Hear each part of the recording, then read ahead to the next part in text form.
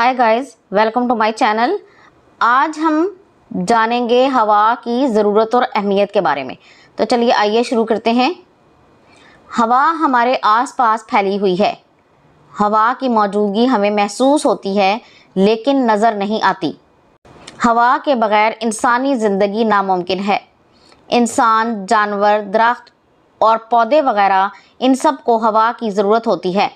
अगर हवा ना हो तो सब जानदार ख़त्म हो जाएंगे। पौधों की नशोनुमा और बका के लिए हवा बहुत अहम है।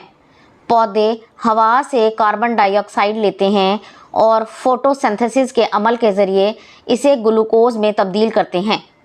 इसके अलावा हवा से निकलने वाली नाइट्रोजन गैस पौधों की नशोनुमा के लिए बहुत ज़रूरी है। पौधे बराह रास्त हवा या मिट्टी से नाइट्रोजन लेते हैं। हर रोज़ हम खाना पकाने और दीगर कामों के लिए आग का इस्तेमाल करते हैं। हवा में मौजूद ऑक्सीजन आग को जलने में मदद फराहम करती है। आवाज़ के लिए भी हवा की मौजूदगी बहुत ज़रूरी है। हवा के बग़ैर हम एक दूसरे की आवाज़ नहीं सुन सकते। जब हम बोलते हैं तो आवाज़ में मौजूद ज़रात आगे पीछे हिलते हैं और हवा के ज़रिए सफ़र करते हैं। हवा में सफ़र करते हुए ये आवाज़ दूसरे शख्स तक पहुंच जाती है। आवाज़ को सफ़र करने के लिए हवा की ज़रूरत होती है, इसीलिए खला में हम आवाज़ें नहीं सुन सकते।